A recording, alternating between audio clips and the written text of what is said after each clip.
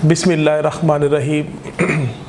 कुव्वत इश्क से हर पस्त को बाला कर दे, दहर में इसमें मोहम्मद से उजाला कर दे। आज का हमारा मौजू तसलसल हयात के हवाले से है। गुज़श्ता लेक्चर्स में असरार खुदी के मबहस अव्वल तय्युनाते ज़ात के हवाले से गुफ्तगू हुई, उसके बाद असबात ज़ात पर गुफ्तगू की और उसके बाद पैकार हयात पर मुफस्सल गुफ्तगू हुई। अब हमारी चौथी नशिस्त जो है उसका मौजू है तसलसल हयात।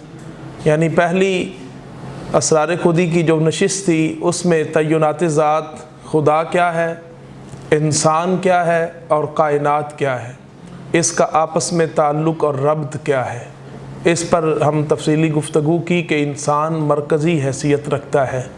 खुदा, कायनात और इंसान जो है उसकी मरकज़ी हैसियत पर हमने तफसीली गुफ्तगू की पहले लेक्चर में। उसके बाद दूसरा था कि असबात ज़ात के खुदी का या इनफरादी तशख़्ख़ुस जो है और तफर्रुद जो है उसका इजहार हमने किया था कि उसको का सबात कैसे हो सकता है, यानी इनफरादी खुदी का इसबात कैसे होगा, इस पर हमने गुफ्तगू की। उसके बाद जब उसका इसबात हो जाता है उसके बाद वो फितरत के ख़िलाफ़ जंग करता है। उसको हमने तसादुम, कशमकश और पैकार हयात का नाम दिया था।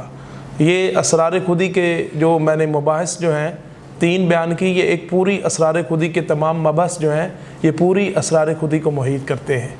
उसमें हमने तमाम मौज़ूआत को तसलसल के साथ इस तरह बयान कर रहे हैं कि असरार खुदी के तमाम मौज़ूआत मुख्तलिफ़ मबाहिस की रोशनी में जो है वो असरार खुदी का फ़हम हासिल हो जाए और खुदी का जो एक मुरक्कब मानी है उसका लफ्ज़ का मानी जो है वो हमारे जहन में मुतशक्किल हो जाए।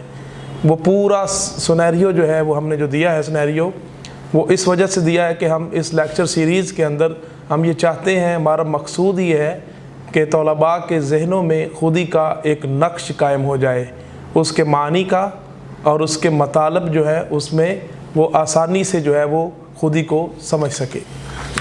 आज हमारी चौथी नशिस्त जो है उसका मौजू है तसलसल हयात। तसलसल का मतलब होता है कंटिन्यू, आगे बढ़ना, जारी होना। ज़िंदगी को आगे कैसे बढ़ाया जा सकता है। ज़िंदगी हरकत का नाम है, ज़िंदगी जो है वो एक कुव्वत का नाम है, ज़िंदगी आगे बढ़ने का नाम है, जोश हयात है। इस पर इकबाल ने तफसीली गुफ्तगू की है कि तय्युनाते ज़ात के बाद असबात ज़ात के बाद पैकार हयात के बाद तसलसल हयात के ज़िंदगी जो है उसका तसलसल कैसे हो सकता है। इस पर मैंने पूरा एक चार्टर मुरतब किया है कि ज़िंदगी जो है उसका तसलसल किस तरह हो सकता है।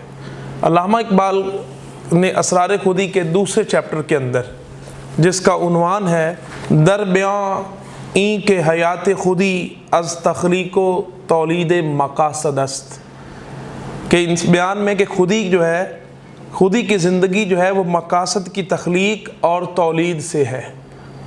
यानी कि मकासद तख्लीक करता रहता है और उसकी नशो नुमा जो है वो मकासद का तख्लीक करते रहने और आरजू और अमल के अंदर पोशीदा है।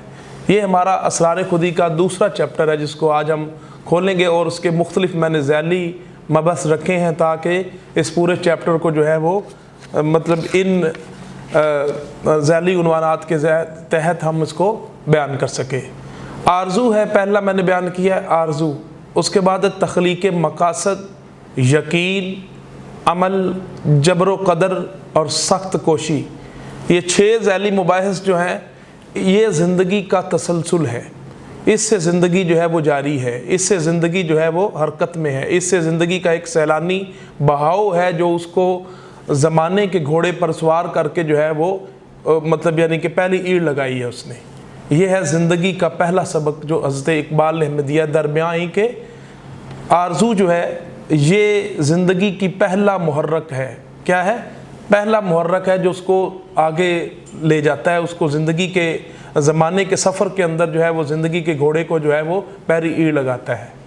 یہ ہے اصل بنیادی تصور اقبال کا حیات کا، کہ حیات کا تسلسل کیسے واقع ہوتا ہے۔ تخلیق مقاصد پر گفتگو کریں گے، پھر یقین کیا ہے، کہ یقین سے کیا ہے، اور عمل کیا ہے، جبر و قدر کیا ہے، اور سخت کوشی کیا ہے۔ یہ ہمارے ذیلی مباحث ہیں تسلسل حیات کے اندر، کہ زندگی کا تسلسل جو ہے، ان کا انحصار جو ہے وہ انہی ذیلی عنوانات پر مشتمل ہے، منحصر ہے، جو میں نے ابھی بیان کیے کہ زندگی کا تسلسل آرزو کے اوپر ہے۔ آرزو مقصد کی تخلیق کو جنم دیتا ہے، اور وہ یقین کی قوت سے آگے بڑھتی ہے، پھر وہ ایک عمل ذوق عمل جو ہے اس میں پیدا ہو جاتا ہے، اور پھر ایک بہت بڑا تقدیری مبحث جو ہے جس کو جبر و قدر کہتے ہیں۔ جبر و قدر جو ہے یہ مسلمانوں کے ہاں، صوفیاء کے ہاں، فلاسفہ کے ہاں ایک موضوع بحث بنا رہا، لیکن اس کے صحیح معنی تک رسائی نہ ہوئی، تو حضرت اقبال نے جبر و قدر کے فلسفے کو نہایت ہی خوش اسلوبی کے ساتھ اپنے شعر و نثر میں بیان کیا، اس پر گفتگو کریں گے۔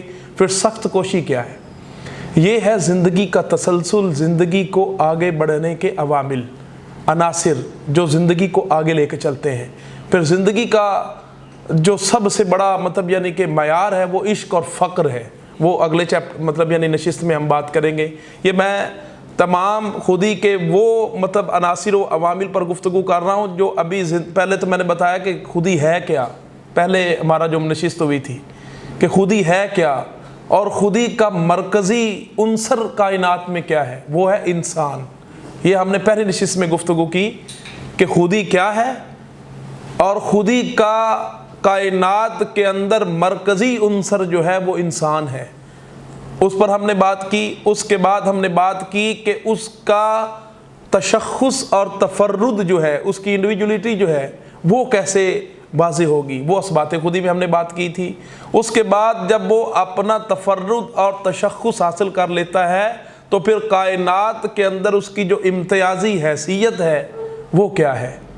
پھر اس کے بعد جب اس کی امتیازی حیثیت کا پتہ چل گیا کہ وہ فطرت کے خلاف معرکہ آرا رہتا ہے، اور فطرت کی جنگ کے اندر وہ فطرت کو شکست دے دیتا ہے، اس کے بعد پھر ہم آج بات کر رہے ہیں کہ اب وہ زندگی کیا ہے جو اس کے بطن میں موجود ہے، جو اس کو آگے لے کے چلتی ہے۔ اب ہمارا موضوع جو ہے اس زندگی کو ہے جو اس نے، علامہ نے اس کو ایک سفر کے اوپر، ایک منزل کے اوپر جو ہے وہ گامزن کر لیا ہے۔ یہی آئین قدرت ہے، یہی اسلوب فطرت ہے، جو ہے راہ عمل میں گامزن محبوب فطرت ہے۔ یہ ہے آج کا ہمارا موضوع کہ یہی آئین قدرت ہے، یہی اسلوب فطرت ہے، جو ہے راہ عمل میں گامزن محبوب فطرت ہے۔ یہ ہے آج کی ہماری گفتگو کا مرکزی نقطہ جو میں نے بیان کیا ہے۔ اب اہم باتیں جو ہیں وہ میں نے بیان کی ہیں، یہ بہت اہم لیکچر ہے آج کا، کیونکہ آج ہم بات کر رہے ہیں کہ زندگی کا تسلسل کیا ہے، زندگی آگے کیسے بڑھے گی۔ ہمارے وجود کے اندر زندگی ہی وہ حرکت ہے، زندگی ہی وہ جوش حیات ہے جو آگے ہمیں سفر پہ لے کے چلتی ہے۔ وہ کیا ہے، میں نے یہ مرکزی نقطہ اس کا نکالا، میں نے کچھ مرکزی نقطے جو ہے وہ اس مباحث میں سے نکال کے اس کی سلائیڈز بنائی ہیں تاکہ آپ کے سامنے وہ تمام عناصر موجود رہیں، تاکہ آپ کے ذہن میں وہ نقش ہو جائیں۔ یعنی علم النفس کی مدد سے ہر ذہنی عمل کے لیے شعور کے 3 پہلو ہوتے ہیں۔ ہر ذہنی عمل کے لیے شعور کے کتنے پہلو ہیں؟ 3 پہلو ہیں۔ پہلا پہلو ہے وقوف کا۔ وقوف کا مطلب ہوتا ہے علم، فکر، جاننا، اور دوسرا جو ہے وہ احساس ہے، تیسرا جو ہے وہ ذوق عمل ہے۔ یہ 3 چیزیں ہیں جو ذہنی شعور کے لیے ہمیں مطلوب ہوتی ہیں، گامزن ہوتی ہیں۔ اب میں نے یہ یعنی کہ تاریخ کے مختلف تناظر کے اندر یہ بیان کیا ہے کہ قدیم یونانی اور ہندیوں میں وقوف جو ہے نا وہ نمایاں پہلو ہے۔ ہندوستانی یعنی ہم یہ جو پورا بر صغیر پاک و ہند ہے اس میں، اور قدیم یونانی کے اندر جو ہے وہ نمایاں پہلو کیا ہے؟ فکر کا، فلسفے کا۔ یعنی یہ قوم جو ہے فلسفیانہ فکر کی حامل ہے، فلسفہ ان کی بنیاد ہے، اس دونوں کی، یونانی اور ہندوستانیوں کی۔ اس کے بعد ایرانیوں میں احساسی پہلو کو فوقیت حاصل تھی، یعنی احساس، جذبہ اور عشق اور وجدان کے اوپر بنیاد کرتی ہے ایرانی تہذیب جو ہے۔ یونانی اور ہندی تہذیب کی بنیاد یا اس کا نمایاں پہلو جو ہے وہ ہے وقوف، اور ایرانیوں میں جو پہلو ہے نمایاں وہ ہے احساسی، عشق، جذبہ، اور عرب اور موجودہ یورپ جو ہے وہ عمل کے دل دادہ ہیں۔ کس کے دل دادہ ہیں؟ عمل کے دل دادہ ہیں۔ یعنی معلوم ہوا کہ قدیم یونانی اور ہندیوں کا جو بنیادی عنصر جس پر ان کا نمایاں پہلو ہے وہ ہے وقوف، اور ایرانیوں میں احساس، عشق، اور عرب میں عمل جو ہے۔ اور وقوف اور احساس یا عشق جو ہے اس کی بنیاد عمل ہے۔ کیا ہے؟ عمل نہ ہو تو یہ دونوں سلسلے، یہ دونوں عناصر آگے حرکت نہیں کر سکتے، آگے نہیں بڑھ سکتے۔ ان کی بنیاد عمل پر ہے، ان کی بنیاد عمل پر ہے۔ یعنی گویا کہ یہ دونوں دھارے جو ہیں عقل اور عشق کا جو ہے اس کی بنیاد عمل پر ہے۔ یعنی اس میں نمایاں چیز کیا ہے؟ عمل، تحرک جو ہے، حرکت جو ہے۔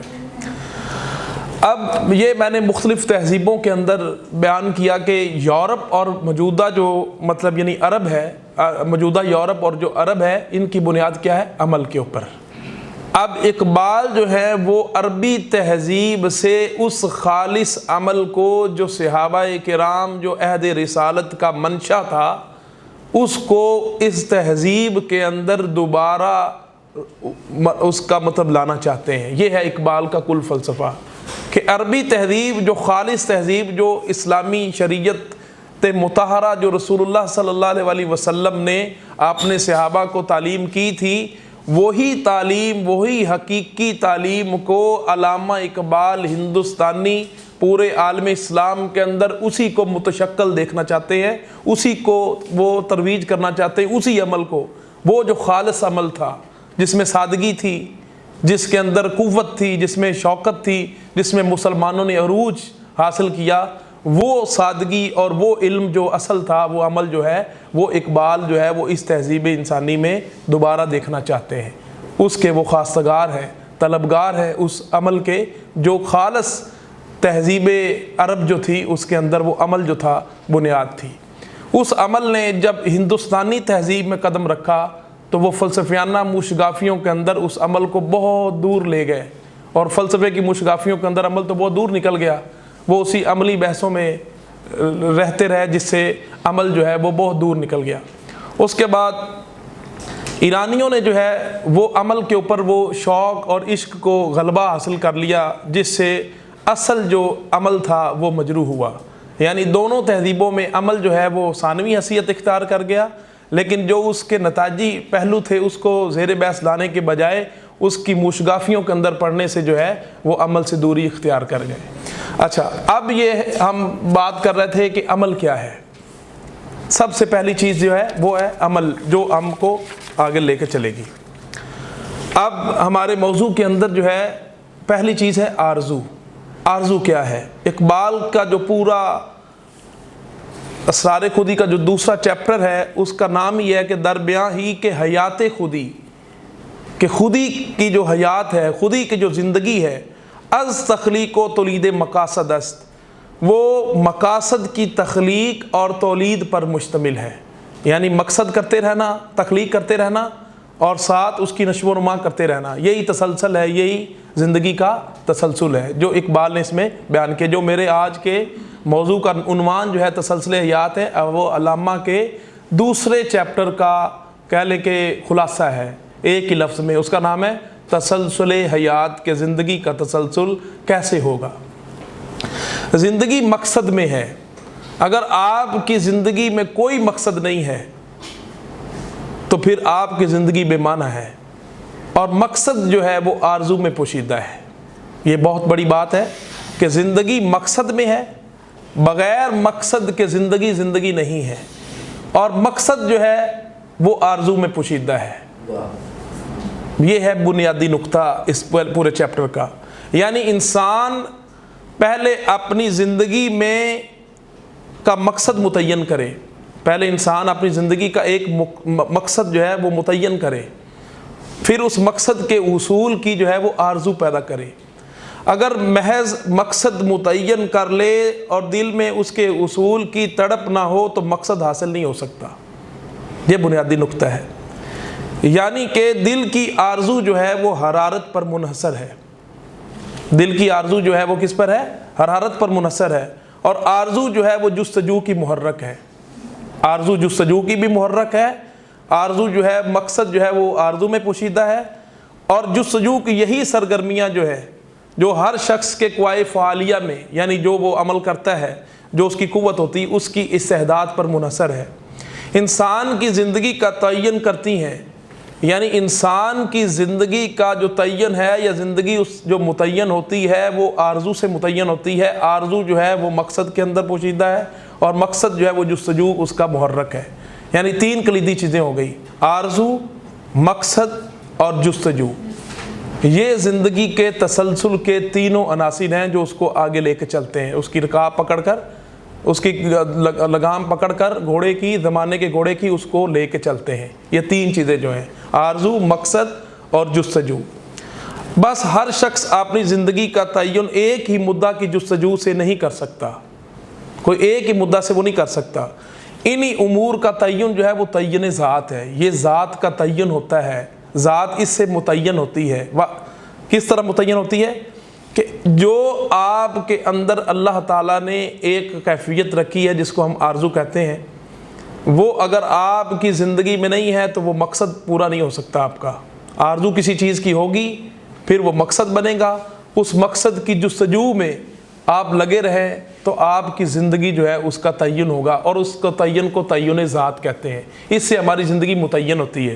اگر ہماری کوئی آرزو نہیں ہے، اگر ہمارا کوئی مقصد نہیں ہے، اگر ہم اس مقصد کی جستجو کے اندر تڑپ اس کا اصول نہیں ہے ہمارے اندر، تو پھر ہماری زندگی جو ہے وہ مردہ ہے، مردار ہے، وہ خاک کی طرح ہے. وہ آگے حرکت نہیں کر سکتی، وہ جمود کی طرف چلے جائے گی. تحرک اور حرکت جو ہے وہ آرزو، جستجو اور مقصد کے تابع ہے. یعنی جب مقصد آپ کو حاصل ہو گیا، زندگی کا جو دار و مزار ہے وہ تخلیق مقاصد پر ہے. ہر وقت آپ نئے نئے مقاصد جو ہے وہ تخلیق کرتے رہیں. ایک مقصد آپ کا مکمل ہوا تو وہ آپ اس کو منزل نہ سمجھے، دوسرا مقصد شروع کر دیں. وہ ختم ہوا تو تیسرا مقصد شروع کر دیں. یعنی تخلیق مقاصد کا مطلب ہوتا ہے کہ آپ نے رکنا نہیں ہے، آپ نے ٹھہرنا نہیں ہے، آپ کو دوام حاصل ہے، قیام نہیں کرنا. آپ نے جہاں آپ نے ایک مقصد پا لینے کے بعد قیام کر لیا، مستقر ہو گئے، ٹھہر گئے، تو سمجھو کہ آپ کی وہ خودی جو ہے وہ تسلسل گامزن نہیں ہوگا. ایک گاڑی پکڑی ہے، وہ منزل آئی، دوسری گاڑی پکڑ لے، وہ ہے تو پھر تیسری، پھر چوتھی. یہ جو تسلسل ہے نا، یہ زندگی کا یہی تسلسل حیات ہے کہ آپ اپنی زندگی کی جو اچیومنٹس ہیں اس کو لگاتار مسلسل کرتے رہیں. سید سلیمان ندوی نے بیان کیا اپنی سیرت نبی کے اندر کہ مداومت عمل جو ہے سے مراد وہ عمل ہے جو ہر وقت آپ ایک عمل روٹین سے کرتے رہیں، پوری زندگی کرتے رہیں، چاہے وہ مقدار اس کی کم ہی کیوں نہ ہو. تو یہ نبی اکرم صلی اللہ علیہ وسلم کا ارشاد ہے کہ مداومت عمل کرتے رہیں، کہ عمل جو ہے مسلسل کنٹینیو آپ کرتے رہے ایک چیز کو. جب وہ چیز رک گئی تو سمجھ لو کہ زندگی جو ہے وہ اپنے مقصد سے ہٹ گئی. جب اپنے مقصد سے ہٹ گئی تو وہ باطل ہو گئی، باطل ہوگی تو وہ خاک ہوگی، خاک ہوگی تو وہ جمود بن گیا، اور پھر اس کی کوئی حیثیت نہیں.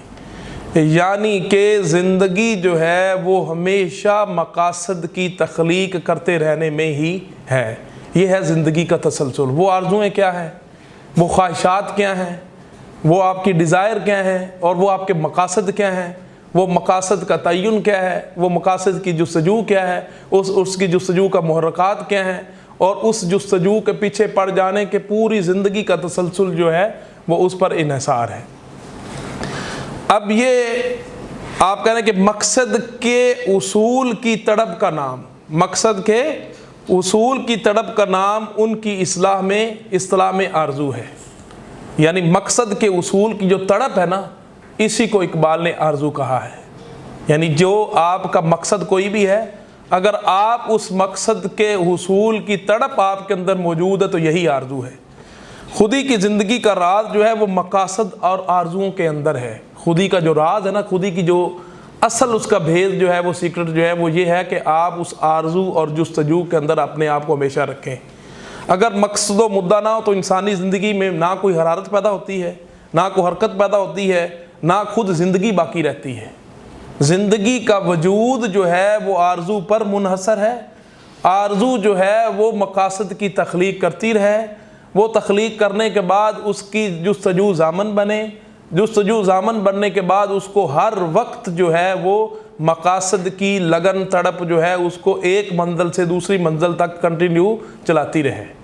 یہ ہے اقبال کا اصل مقصد، یعنی کہ جہاد کا جو تصور ہے وہ یہی ہے کہ ہر وقت میدان جنگ میں پر سر پیکار رہو، کبھی بھی اپنے آپ کو مطلب یعنی کہ عمل سے دور نہ کرو۔ جہاد کا دوسرا نام عمل ہے، اور عمل کیا ہے کہ ہر وقت تیار رہو اللہ کے دین کی سربلندی کے لیے، ٹھیک ہے، اسلام کی سربلندی کے لیے، اپنے مقاصد جو آپ کے اصولی مقاصد ہیں اس کی تڑپ کے لیے ہمیشہ آپ رہیں گے تو آپ کامیاب رہیں گے۔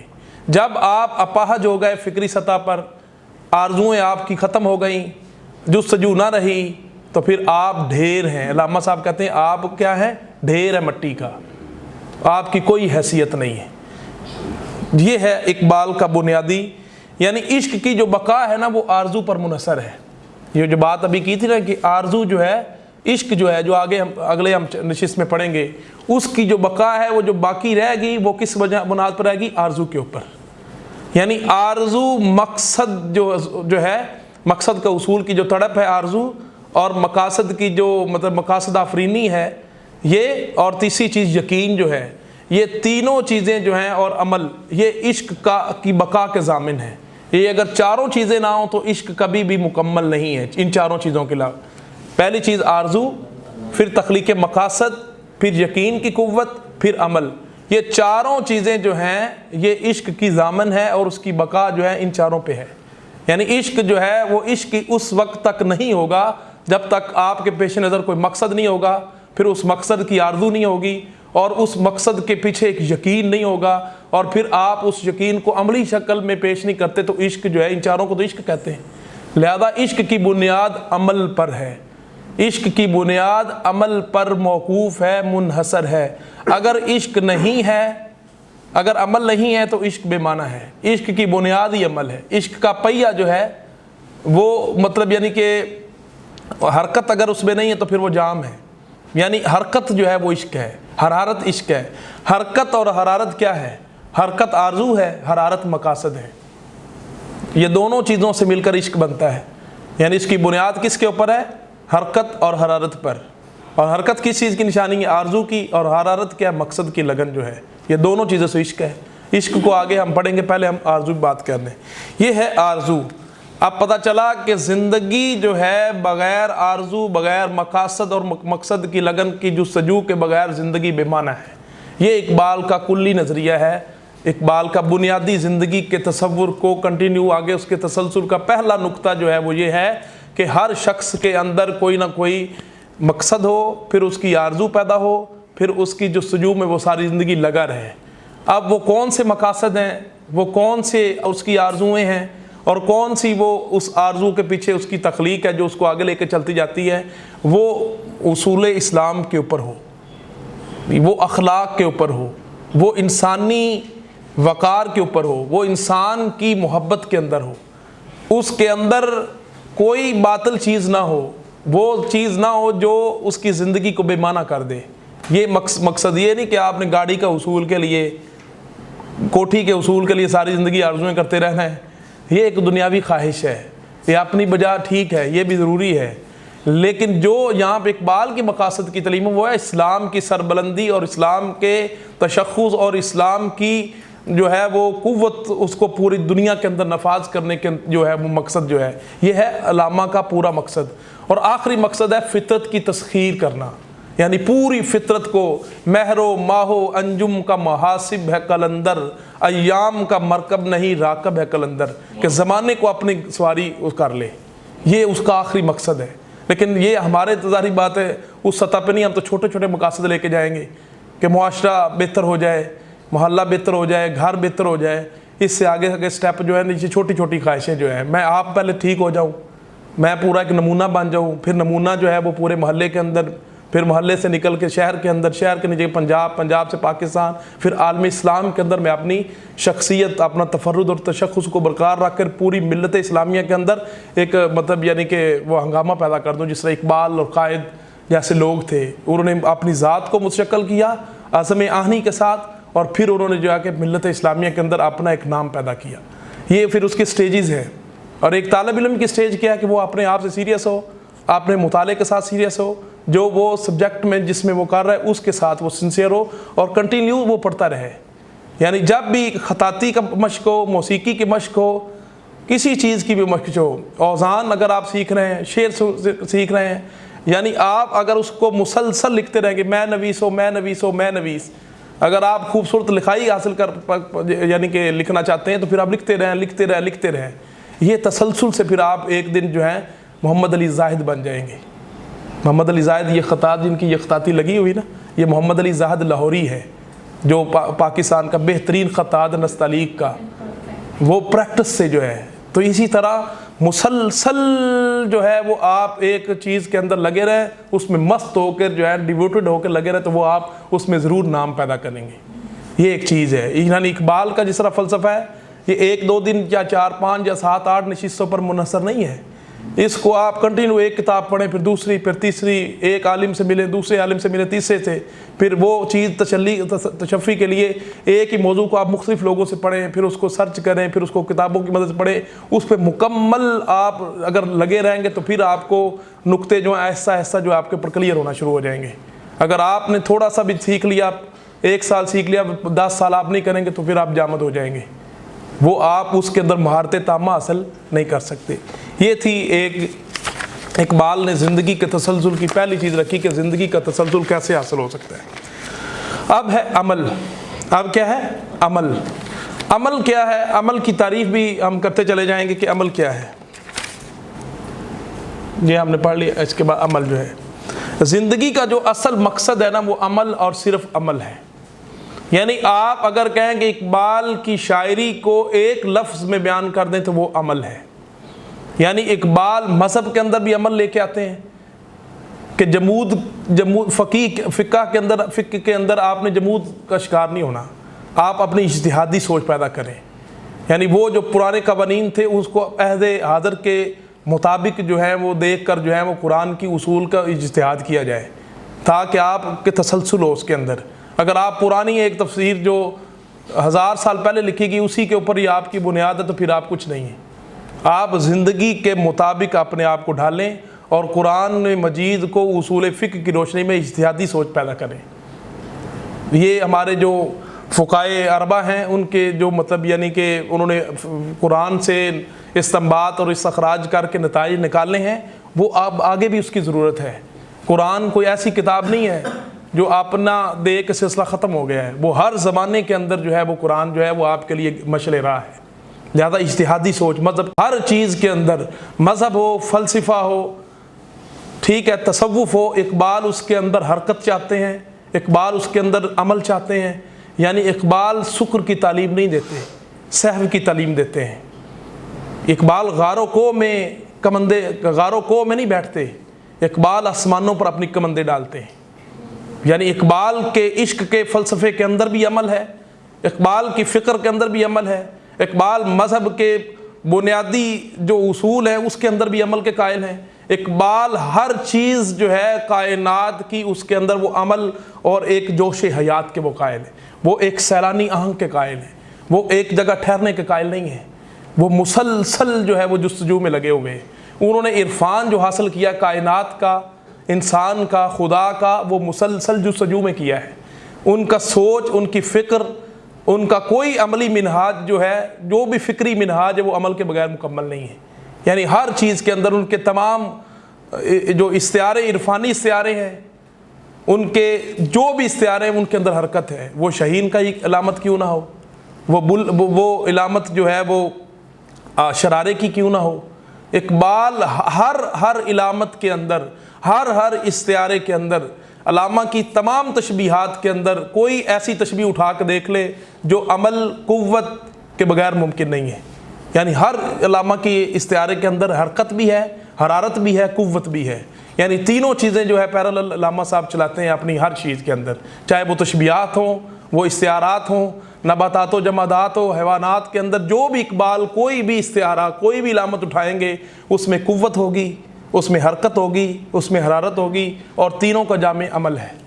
یعنی اقبال کی ہر جو آپ نثر میں شعر کو اٹھا کے دیکھ لیں، اس کے اندر جو ہے وہ کیا ہے، ایک ردم ہی ایسا ہے کہ اس کے اندر حرکت ہے۔ ہوا خیمہ زن کاروان بہار، ارم بن گیا دامنے کو حسار۔ یعنی اس کے اندر ایسے ایسے ہے جیسے سلابی آہنگ جو ہوتا ہے تپیڑے کھاتا ہے۔ کوئی شعر اٹھا کے دیکھ لیں، کوئی وہ مطلب مایوسی والا شعر نہیں ہے، اس کے اندر قنوتیت نہیں ہے، کوئی ٹھہراؤ نہیں ہے، ایسے ایسے شعر ہیں سارے۔ قوت عشق سے ہر پست کو بالا کر دے، دہر میں اس میں محمد سے اجالا کر دے۔ یعنی ایسی قوت ہے اس کے اندر، یعنی شوقت ہے، لفظیات کی بناوٹ جو ہے، اس کا جو صوتی آہنگ ہے، اسی کے اندر جو ہے وہ قوت بھی ہے، اس کے اندر حرارت بھی ہے، حرکت بھی ہے۔ ایسے ہے جیسے وہ تھپیڑے کھا کے جو جگا رہا ہے، وہ پھول ہے تو اس کے اندر بھی جوش پیدا کر دیتا ہے، وہ زمین کے اندر وہ گھاس کا تنکا بھی اٹھتا ہے، اس کو بھی چیر کے باہر لے کے آ جاتا ہے۔ اقبال ایسا شاعر ہے، یہ عمل کا شاعر ہے۔ یعنی عمل کے بنیادی خصائص جو ہے وہ بیان کروں گا۔ یعنی نو افلاطونیت جو ہے، رہبانیت جو ہے، بدھ مت جو ہے وغیرہ، جو منفی نظریات زندگی ہیں، انہوں نے انسان کو عمل سے غافل کر دیا۔ پوری 1000 سالہ جو تاریخ تھی فلسفے کی، تاریخ کی، جس میں نو افلاطونیت، رہبانیت اور بدھ مت جو تھے، یہ تینوں کے تینے تھے جنہوں نے اپنے نظریات سے زندگی کو عمل سے دور کر دیا تھا، عمل سے غافل کر دیا تھا۔ سکون تھا، جمود تھا، غار و کو میں بیٹھنے کی تعلیم تھی، شکر کی تعلیم تھی، خطرات زندگی سے مقابلہ کرنے کی سخت نہیں تھی ان کے اندر۔ وہ کہتے تھے جو خدا نے لکھ دیا ہماری تقدیر میں بس وہی ہے، وہ بیٹھ رہو، بس جو ہونا ہوگا وہ ہو جائے گا، ہم نے کچھ نہیں کرنا۔ یہ ان کی بنیادی تعلیم کے خصائص تھے، جس کو اقبال نے ایسے باطل کی طرح جو ہے وہ اٹھا کے باہر پھینکا اپنی تعلیم سے۔ اس نے کہا مسلمانوں ان نظریات کو دفع کر دو، اس کو ختم کر دو اپنی زندگی سے۔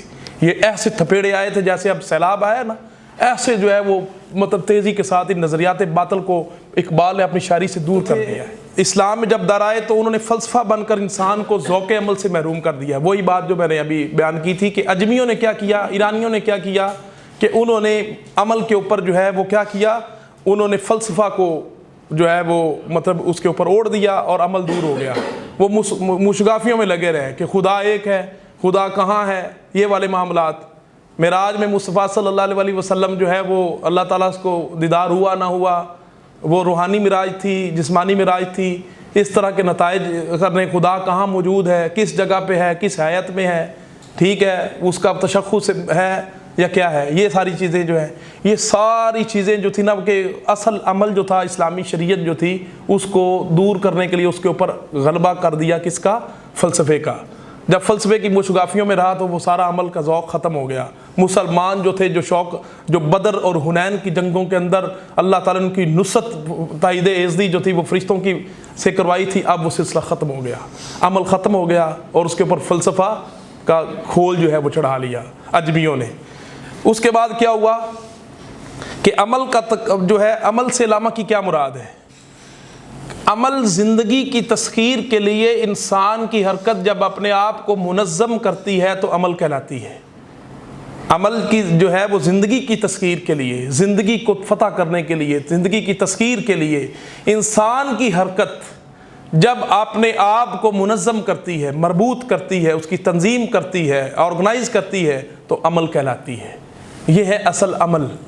کہ عمل کیا ہے؟ کہ عمل وہ ہے کہ جو اپنی زندگی کی تسخیر کے لیے حرکت جب اپنے آپ کو منظم کرتی ہے، ایک پورا ایک وہ آرگنائز کرتی ہے اس کو، اس حرکت کو، تو پھر وہ عمل کہلاتی ہے۔ یہ ہے اقبال کا فلسفہ عمل، کہ وہ اپنی زندگی کی تسخیر کرے پہلے اور پھر فطرت کی تسخیر کرے۔ اس کے اندر جب اس کی جو حرکت ایک منظم مربوط شکل کے اندر ہوتی ہے تو وہ کیا کہلاتی ہے؟ عمل کہلاتی ہے۔ یہ ہے اصل عمل جو ہے۔ یعنی آپ فطرت، پوری کائنات کو جو ہے اقبال جو ہے وہ چلانا چاہتے ہیں اپنی مرضی سے، اور اپنی ذات کی تسخیر کرنا یہ ہے کہ اپنے نفس کے اوپر قابو پانا ہے۔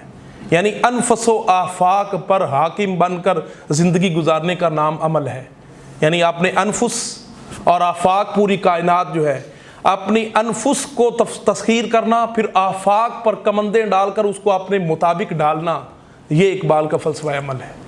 میں سمجھتا ہوں کہ لفظ جو درویش اور قلندر کی جو اقبال کی علامات ہیں، اس کی بنیادی حیثیت کیا ہے؟ درویش وہ ہوتا ہے جو اپنے نفس کو پر آپ حاکم بن جائے، اس کو تسخیر کر لے، وہ درویش ہے۔ اور قلندر وہ ہے جو پوری کائنات کو اپنے تصرف میں لا کر اس پر حاکم بن کر ڈٹ کر جو ہے اس کو اپنی گرفت میں لے لے، یہ وہ قلندر ہے۔ جو علامہ نے ابھی میں نے شعر پڑھا تھا کہ مہر و ماہو انجم کا محاسب ہے قلندر، کہ مہر و ماہو انجم کا محاسب اس کے جو ہے وہ محیط ہے، وہ قلندر جو ہے ایام کا مرکب نہیں، وہ زمانے کا مرکب نہیں ہے، بر زکانے کے اوپر سواری کرنے والا ہے وہ ہے۔ یعنی اس درویش وہ ہے جو اپنے انفس کو تسخیر کر لے، اور قلندر وہ ہے جو آفاق کو اپنی گرفت میں لے لے۔ ان دونوں کی مربوط اور منظم جو حرکت کو عمل اقبال کہتے ہیں۔ یعنی عمل کا تقاضا کیا ہے؟ اگر کائنات کی حرکت یا فطرت کا کوئی قانون انسان کے اصل مقصد سے متصادم ہو جائے، اس کے اصل مقصد سے متصادم ہو جائے، اس کے مقصد کے اندر رکاوٹ بن جائے، تو فطرت کے سامنے اس طرح وہ سر تسلیم خام نہیں کرتا۔ یہ اقبال کا فلسفہ عمل ہے۔ وہ فطرت کے سامنے کیا کرتا ہے؟ سر تسلیم خم نہیں کرتا، بلکہ زندگی کے مارکے میں انسان کی شکست ہوگی کہ اگر وہ ایسا کرے، بلکہ عمل کی حرکت سے فطرت کے قانون کو تسخیر کر لینا چاہیے، وہ ہے عمل۔ یعنی عمل جو ہے وہ آپ اپنے اصل مقصد کے اندر ضرور فطرت جو ہے وہ متصادم ہوگی۔ میں نے پہلا جو آپ پچھلے گزشتہ لیکچر کے اندر تصادم میں حیات کا لیکچر دیا تھا، اس کے اندر میں نے یہ بتایا تھا کہ جب وہ کوئی حرکت کرتا ہے، آمادہ ہوتا ہے، جب وہ فطرت کو تسخیر کرنے لگتا ہے تو فطرت اس کے مقابلے میں کھڑی ہو جاتی ہے، وہ اس سے متصادم کرتی، وہ برسر پیکار رہتی ہے۔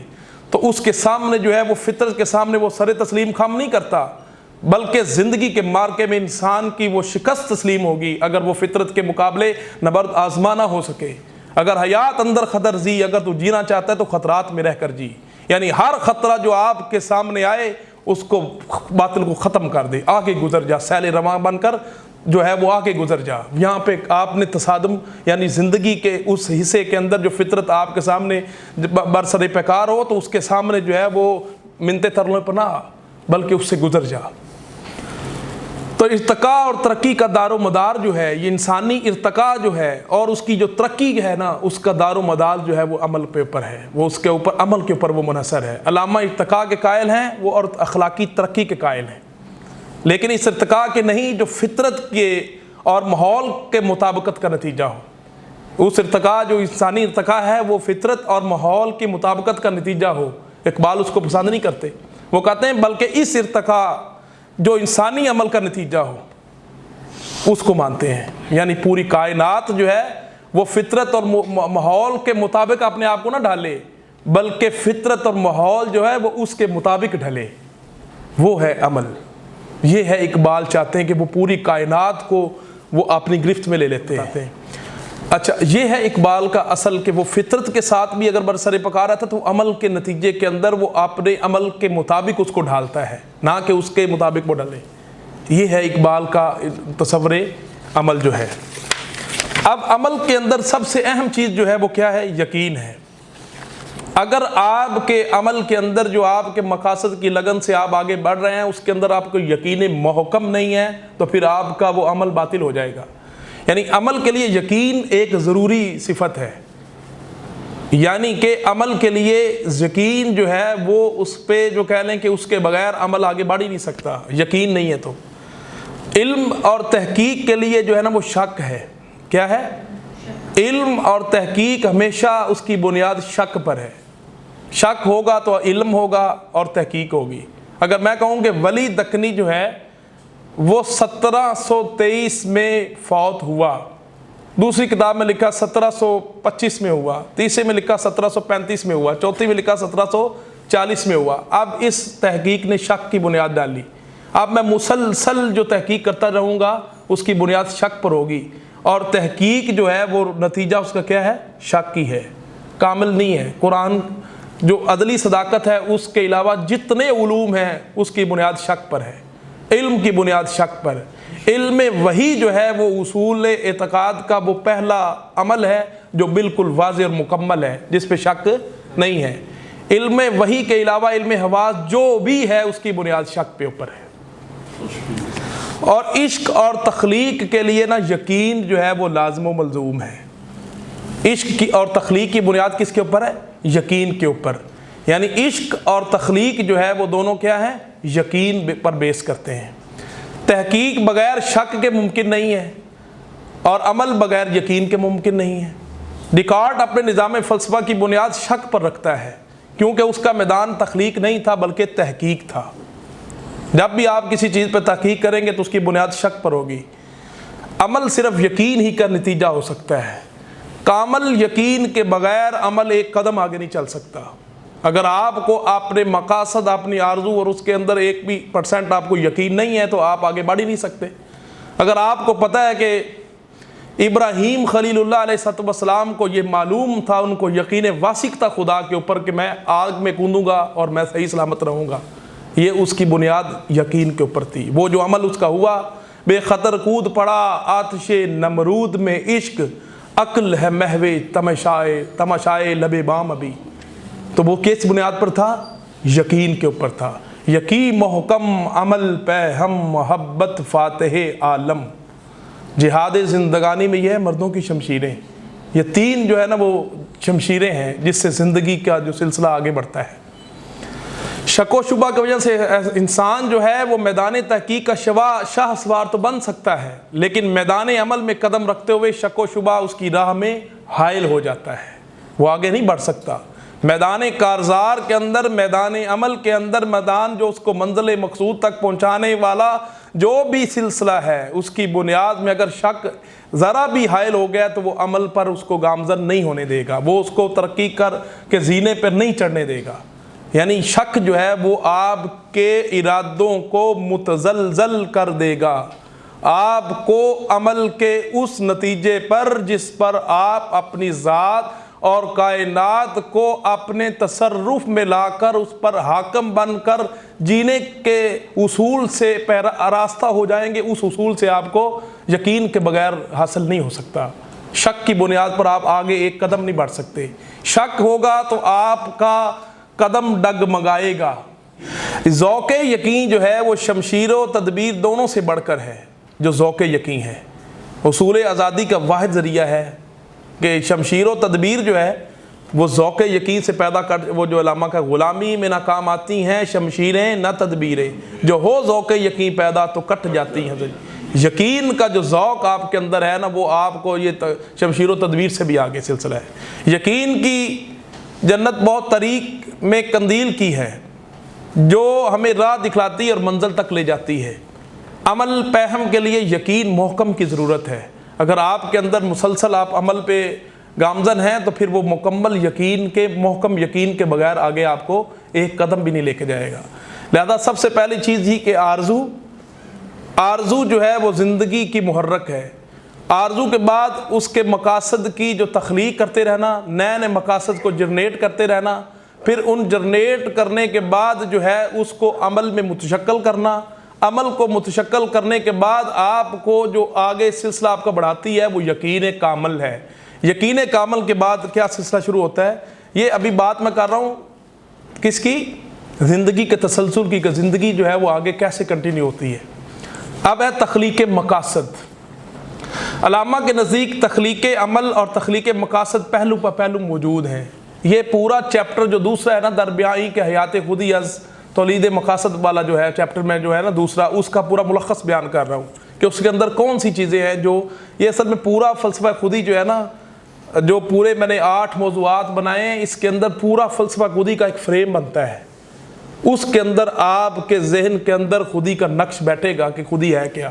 خودی ایک مرکب لفظ ہے اور پورے یہ مطلب بے شمار مطلب یعنی عناصر و عوامل زندگی کے جو اس کے اندر موجود ہیں، وہ میں نے تسلسل ربط کے ساتھ جو ہے نا اس کو لنک کر کے دکھائیں تاکہ جو ایک ملغوبہ جو تیار ہوگا وہ خودی کا جو عرفانی معنی جو اقبال چاہتے ہیں وہ آپ کے ذہنوں میں نقش ہوگا اس وقت جب یہ پورا مطلب یعنی کہ سینیریو آپ کے سامنے ہوگا یہ سارے لیکچرز کا۔ ابھی تو ایک لیکچر سے اب وہ تھوڑا واضح ہو رہا ہے، پیچھے جو سلسلہ ہم نے چلایا ہے اس کے ساتھ اس کا تعلق ہے۔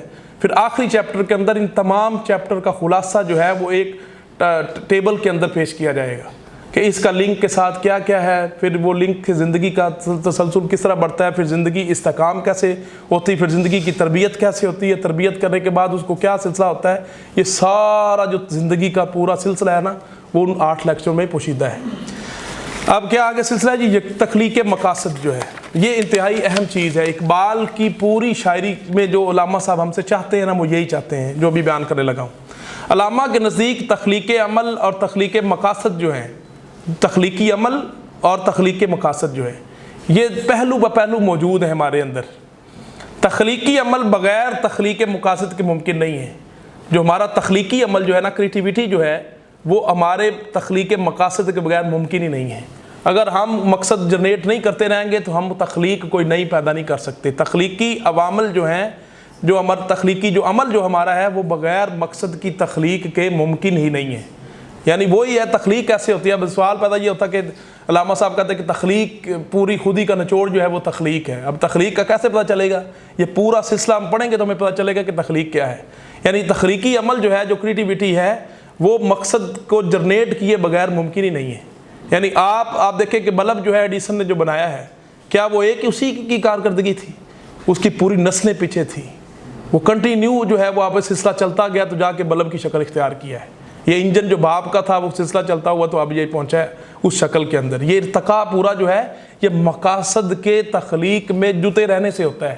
ایک چیز آپ نسل در نسل کرتے جائیں گے تو وہ آپ کی اس نسل کی، چاہے وہ 10ویں پشت کے اندر وہ ایک چیز بن جائے۔ یہ نسلوں کے ارتقاء کے اندر جو ہے یہ تخلیقی پروسیس ہوتا ہے۔ یہ کوئی ایک شخص کی بنیاد نہیں ہوتا۔ یہ رسول اللہ صلی اللہ علیہ وسلم سے پہلے جو انبیاء کا پورا سلسلہ آتا گیا ہے، مکمل اسلام کی شکل کے اندر جو ہے وہ پورا پروسیس تھا، پورا جو اللہ تعالیٰ نے ارتقاء کا رکھا ہے، وہ پچھلے لیکچر میں بیان کر چکا ہوں۔ انسان عقل و عشق کی وساطت سے اپنے مقاصد خود تخلیق کرتا ہے۔ کس کی مقاصد سے؟ عقل و عشق سے، جو میں نے پیچھے بات کی تھی، اس سے وہ اپنے مقاصد خود تخلیق کرتا ہے، اور پھر عشق کے ذریعے ان مقاصد کی واقعیت بنانے کی کوشش کرتا ہے۔ اور تخلیق مقاصد اور عشق عمل کے دو ستون ہیں۔ یعنی کہ انسان جو ہے وہ عشق کے ذریعے اور مقاصد کی واقعیت بنانے کی کوشش کرتا رہتا ہے۔ عشق کے ذریعے مقاصد کو کیا کرتا ہے؟ ایک واقعہ بنانا چاہتا ہے، ایک واقعیت بنانے کی کوشش میں لگا رہتا ہے۔ اس کی ماہیت اور عشق اور عمل جو ہے وہ دو ستون ہیں۔ تخلیق مقاصد اور عشق و عمل کے دو ستون ہیں۔ کس کے بلا؟ تخلیق مقاصد کی۔ اور عمل جو ہے اس کی کس پہ بنیاد ہے؟ زندگی کی بنیاد جو ہے وہ عمل پر موقوف ہے۔ اور عمل کے دو ستون ہیں، تخلیقی مقاصد اور عشق و عقل جو ہے، یا تخلیق مقاصد اور تخلیقی عمل جو ہے، یہ دو زندگی کے مقاصد، دو بڑے ستون ہیں۔ حیات آگے بڑھنے والا جذبہ حرکت ہے، ان کو جو رکاوٹیں پیش آتی ہیں ان کو جذب کرتی ہے اور اس طرح اپنا راستہ ہمیشہ صاف رکھتی ہے۔ اور اس کی ماہیت یہ ہے کہ وہ مسلسل خیالات اور خواہشات کو تخلیق کرتی رہتی ہے۔ یعنی یہ زندگی جو ہے یہ مسلسل جو بھی اس کے سامنے رکاوٹیں آتی جاتی ہیں وہ اس کو جذب کرتی جاتی ہے، اور اپنا راستہ پھر وہ صاف کرتی جاتی ہے، اس کو پیوریفائی کرتی ہے۔ یعنی کہ وہ جو چیز اس کے سامنے آتی ہے وہ اس کو صاف کر دیتی، کچل دیتی ہے، پھر آگے بڑھتی ہے، پھر آگے بڑھتی ہے۔ وہ بالکل اپنی خواہشات اور خیالات کو تخلیق کرتی رہتی، جنریٹ کرتی رہتی، اس پروسیس کے اندر وہ رہتی ہے۔ یہ ہے زندہ تخلیق کی علامت۔ یعنی آپ کے خیالات جتنے جو ہیں مسلسل تسلسل کے ساتھ آپ کے ذہن میں امڑتے آئیں گے، اور خواہشیں جو ہے وہ روز بروز آپ کی نت نئی جو ہے خواہشات آپ کی ذہن کے اندر، ارادوں کے اندر متشکل ہوتی جائیں گی، تو آپ کی زندگی کنٹینیو بڑھتی جائے گی۔ اور جو یعنی یقین کی وہ قوت ہے جو بھی آپ کے عمل کو جو اس میں مطلب یعنی کہ درکار ہے، وہ آپ کو اگر کوئی بھی رکاوٹ آتی ہے وہ اس کو کچل دیتی ہے، جذب کر لیتی ہے، پھر آگے گزر جاتی ہے۔ یہ ہے اصل میں اقبال کا تصور تخلیق مقاصد کا، کہ مقاصد کی تخلیق جب آپ کرتے جائیں گے تو کئی ایسے مقاصد آپ کو آئیں گے جو آپ کو اصلی مقاصد سے دور کرتے جائیں گے۔ اصلی مقاصد سے آپ کو دور کرتے جائیں گے تو وہ اس کو جذب کر کے آگے بڑھتا جائے گا۔ یعنی یہ مکمل عزم میں جو ارادہ ہے وہ آپ کے مقاصد کو کبھی ضائع نہیں ہونے دیتا۔ جس عمل کے اوپر آپ لگ گئے ہیں، جس کے اوپر اس میں آپ کو استقلال ہو، آپ اس کے اوپر مضبوطی کے ساتھ جمے رہیں، تو پھر آپ کو دنیا کی کوئی طاقت آپ کے اس عمل اور اس مقصد سے روک نہیں سکتی۔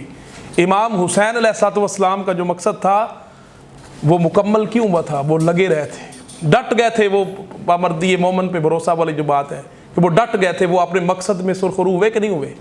یعنی جو بھی آپ جس عمل کے لیے آپ نتیجے نکلیں گے، اگر آپ کو یقین قوت، یقین محکم ہوگا تو کوئی دنیا کی طاقت آپ کو اس عمل سے روک نہیں سکتی۔ اگر آپ مقاصد جنریٹ کرتے رہیں ساری زندگی تو کوئی نہ کوئی مقصد کے بعد آپ وہ نتیجہ اس کا نکلے گا۔ وہ شعر تھا کہ دردشت جنون من جبریل زبوں سیدی یزداں بکمند آور ای ہمت مردانے۔ وہ تو جنون عشق کے صحرا کے اندر جبریل ایک چھوٹا سا شکاری ہے۔ جبریل اس کے دشت جنون کے اندر کیا ہے؟ ایک چھوٹا سا شکاری ہے۔ یزداں بکمند آور، تو یزداں کو بھی اپنے اندر جذب کر لے۔ اے ہمت مردانے، اے مرد کامل، اے مرد مومن، تو خدا کو بھی اپنے اندر جذب کر لے، یعنی خدا کی جو ایٹیبیوٹس ہیں اس کو بھی اپنے اندر جذب کر لے، اور تو بھی قہاری و غفاری و قدوسی و جبروت کا جو ہے وہ عملی نمونہ بن جائے۔ وہ آگے سلسلہ آئے گا، انسان کامل پر جب بات کریں گے تو اس کو پھر لے کے آئیں گے۔ اب عمل اور عشق جو ہے وہ تخلیق کے مقاصد کا سبب ہے۔ عمل اور عشق جو ہے وہ تخلیق کے مقاصد کا سبب ہے۔ عشق جو ہے وہ سلسلہ ہے مقاصد تخلیق کرتا ہے، یعنی خود ہی کا انحصار تخلیق و تخلید مقاصد پر ہے۔ یعنی زندگی جو ہے وہ تخلیق مقاصد اور تولید مقاصد پر موقوف ہے۔ زندگی کا تسلسل اب معلوم ہوا کہ کس پہ ہے؟ تولید مقاصد، یعنی مقاصد کی نشو و نما کرتے رہنے میں ہے، اس کی افزائش کرتے رہنے میں ہے، اور اس کو جنریٹ کرتے رہنے میں ہے۔ فطرت کو تسخیر کیا جا سکتا ہے کیونکہ مسخر ہونا اس کی تقدیر ہے۔ فطرت کو تسخیر کیا جا سکتا ہے کیونکہ مسخر ہونا اس کی تقدیر ہے۔ انسان اپنی ہستی کی گہرائیوں میں ایک تخلیقی فعلیت ہے۔ یہ بہت بڑا جملہ ہے کہ انسان اپنی ہستی کی گہرائیوں میں ایک تخلیقی فعلیت ہے۔ فعلیت یعنی کام ہے، حرکت ہے، فعل ہے۔ انسان کے نصیب میں ہے کہ وہ اپنے اطراف کائنات کی گہری امنگوں میں حصہ لے اور اپنی کائنات کی تقدیر کو خود تشکیل دے۔ یہ ہے اقبال انسان کو سے کیا چاہتے ہیں کہ وہ اس کے نصیب میں ہے کہ وہ اپنے اطراف کائنات میں گہری امنگوں میں وہ حصہ بھی لے اور پھر اپنی کائنات کی تقدیر کو خود متشکل کرے، خود اس کو تشکیل دے، خود اس کی ترتیب کرے۔ یہ ہے اصل اقبال کا مقصد۔ اب اس چیز کے اندر یہ اہم چیز ہے، میں نے جو دو نتیجے نکالیں کہ تخلیق کے دو حصص ہیں۔ اب سوال یہ پیدا آپ کے ذہن میں ہوگا کہ تخلیق کیا چیز ہے، جو بار بار جس کا ذکر ہو گیا، تخلیق کیسے ہوگی، ہم کیسے تخلیق کر سکتے ہیں؟ تخلیق کی دو صورتیں ہیں جو میں نے اپنے 10 سالہ اسرار خودی کے مطالعے کے بعد میں نے یہ نتیجہ نکالا، بڑے غور و فکر کے بعد، کہ یہ تخلیق کس طرح ہوگی۔ یہ تو بڑا ہم پڑھتے آئے ڈاکٹر جاوید اقبال کی کتابوں کے اندر بھی، تخلیق جو ہے وہ تخلیق کرو جی، تخلیق کریں، وہ تخلیق کیسے ہم کریں؟ تخلیق کے دو حصے ہیں۔ ایک تخلیق کا تعلق مادیات اور عالم جسمانی سے ہے، اور اس تخلیق میں انسان خدا کا شریک نہیں، ہمکار نہیں ہے۔ آفتاب، مہتاب، زمین و آسمان، کوہ و دریا، شجر و حجر، حیوانات و مادیات، جمادات، سب خدا کے پیدا کیے ہوئے ہیں۔ ان کی تخلیق میں انسان بالکل مجبور، عاجز ہے، وہ ایک ذرہ بھی پیدا نہیں کر سکتا۔ پہلی تخلیق کیا ہے کہ مادیات اور عالم جسمانی سے ہے۔ اس تخلیق میں انسان خدا کا ہمکار نہیں ہے۔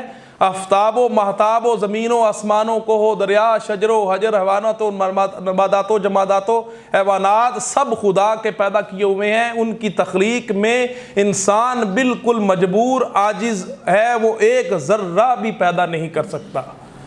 ایک تخلیق کی وہ حیثیت ہے جو صرف تخلیق کا تعلق خدا کے ساتھ ہے۔ دوسری، مادیات، جسمانیات کا ذرہ ذرہ غیر منظم حالت میں بکھرا پڑا ہے۔ مادی اور عالم جسمانی اپنی ترتیب و تنظیم کے لیے انسان کی آغوش میں پناہ لیتا ہے۔ یہ ہے اس کا تخلیقی پروسیس جو کائنات کے غیر منظم بے ربط جو سلسلے کے اندر جو ہے اس کو خوبصورت بنا سکتا ہے۔ وہ محاورہ مابین خدا و انسان کی جو نظم اقبال نے ہمیں مشرق میں پیش کی ہے، وہ چراغ آفریدم جو ہے وہ مٹی بناتا ہے، میں اس کا پیالہ بناتا ہوں۔ وہ زہر بناتا ہے، میں اس کا تریاک بناتا ہوں۔ خیابان و گلزار آفریدم، وہ جنگل بناتا ہے، دشت بناتا ہے، تو میں خیابان و گلزار بنا دیتا ہوں۔ یہ ہے انسانی تخلیق کا سلسلہ۔ وہ رات بناتا ہے، میں چراغ بنا دیتا ہوں۔ یہ ہے مطلب، یعنی سفال آفریدم من چراغ آفریدم۔ وہ مٹی کا بناتا ہے تو میں اس کا جو ہے وہ کیا اس کو کہتے ہیں، وہ مٹی بناتا ہے، میں اس کا پیالہ بنا دیتا ہوں۔ یہ تخلیقی سلسلہ ہے۔ یعنی ایک تخلیق وہ ہے جس میں ایک ذرہ بھی انسان تخلیق نہیں کر سکتا۔ ایک تخلیق وہ ہے جو اس ہی کی فطرت کے اندر انتشار اور بے ترتیبی اور بے نظمی ہے، اس کو انسان اپنے تخلیقی ذہن سے اس کو خوبصورت بنا کر فطرت کو جو ہے وہ خوبصورت سے خوبصورت بنا سکتا ہے۔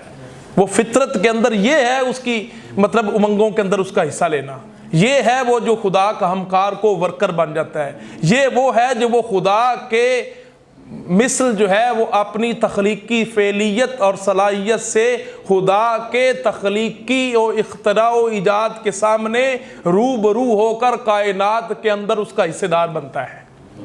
یہ وہ سلسلہ عمل ہے، یہ عمل ہی ہے سارا، یہ اس کا عمل ہے۔ اب ہر شخص جو بھی اس فطرت کے کارزار میں خدا کے سامنے اپنے انفرادی تشخص اور تفرد کو امتیازی حیثیت دے کر فطرت کے تمام بے نظمی و ترتیب میں اپنی تشکیلات کر کے اس کو بہتر سے بہتر بنانے کی جستجو کے اندر جو رہتا ہے، یہی عمل ہے، یہی تخلیق ہے، یہی وہ سلسلہ ہے جو اس کو دوسرے انسانوں سے ممتاز و ممیز کر کے انسان کائنات کے اندر ایک باوقار اور امتیازی اور انفرادی حیثیت پیش کرتا ہے۔ ہر شخص جو ہے وہ اس کائنات کی خوبصورتی اور اس بے نظمی اور بے ترتیبی کے اندر ترتیب اور توازن پیدا کرتا ہے، یہی انسان کی انفرادی تشخص کا اظہار ہے جو اقبال چاہتے ہیں۔ یہ ہے اصل تخلیق۔ ایک تخلیق کا تعلق خدا کے ساتھ ہے اور ایک کا تعلق انسان کے ساتھ۔ انسان کیا کر سکتا ہے؟ آپ جتنی خوبصورتیاں آپ ماحول کے اندر بھی خوبصورتی پیدا کر سکتے ہیں، فطرت کی خوبصورتی ظاہری بھی ہے اور باطنی بھی ہے۔ باطنی کیا ہے کہ آپ کے اندر جو کشت و خون، دم و فسق کی جو کیفیت اللہ نے روز ازل رکھی تھی، آپ اس کو مسلمان کر دیں، اپنے شیطان کو مسلمان کر دیں، یہ آپ کا اندرونی تشخص ہے جو آپ کو کائنات کی خوبصورتی پیدا کر سکتے ہیں، جو آپ کو فرشتوں کے اوپر آپ اپنے آپ کو برتر کر سکتے ہیں، وہ یہی ہے فسق و دم۔ اور یہ جو آپ کو غضبیہ، شہوتیہ، یہ سارے عناصر جو اللہ نے آپ کے اندر رکھے ہیں، آپ نے پورے انفس کے اندر اس کو تسخیر کرنا ہے۔ یہ آپ کی اندر کی خوبصورتی ہے، یہ آپ کے اندر کا توازن اور بے ترتیبی کو آپ نے ترتیب میں رکھنا، اس کو ضبط نفس کہتے ہیں۔ یہ آگے سلسلہ آئے گا۔ یہ تو ابھی ہے کائنات کی غیر ترتیب تنظیم کے اندر انسان کا کیا کام ہے، پھر اس کے انفس کے اندر کیا کرنا ہے، وہ آگے ہم جو تربیت خودی کے مراحل میں اس کو بیان کریں گے۔ اب اس کی جو اور بھی چیزیں ہیں، کچھ بڑی اہم جو چیزیں ہیں، انسان جو ہے وہ فطرت کے اندر کیا کر سکتا ہے۔ پہلی صورت وہ ہے جس میں انسان کی جد و جہد کو کوئی دخل نہیں ہے کہ خدا تعالیٰ نے قدرت کی تمام بڑی قوتوں کو انسان کا مسخر اور فرما بردار بنا دیا ہے۔ دوسری صورت وہ جس میں انسان اپنی جسمانی قوت اور سعی اور محنت کے ذریعے سے فطرت کی قوتوں کو مسخر کرتا ہے۔ تیسری صورت وہ جس میں انسان اپنی عقلی طاقت سے فطرت کو مسخر کرتا ہے۔ چوتھی صورت جس میں انسان روحانی طاقت سے فطرت کو مسخر کرتا ہے، صرف اولیاء و انبیاء کے ساتھ مخصوص ہے۔ اور یہ صورت نہ جسمانی طاقت سے پیدا ہوتی ہے، نہ عقل و علم سے حاصل ہوتی، بلکہ صرف عشق سے اور عمل سے پیدا ہوتی ہے۔ یعنی چار صورتیں میں نے بتائی ہیں تسخیر کائنات کی۔ اب یہ سوال بار بار آتا ہے کہ تسخیر فطرت، تسخیر کائنات کیسے ہم نے کرنی؟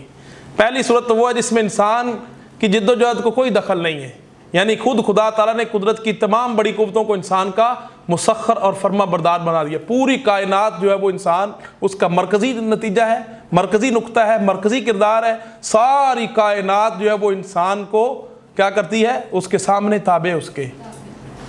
اور وہ علامہ کا جو شعر ہے نا کہ تیرے مقام کو انجم شناس کیا جانے، کہ خاک زندہ ہے تو تابع ستارہ نہیں۔ ستارہ کیا میری تقدیر کی خبر دے گا، وہ خود فراقی افلاک میں ہے خار و زبو۔ تو یہ ہے وہ سلسلہ کہ انسان جو ہے پوری کائنات جو ہے وہ اس کے تابع ہے۔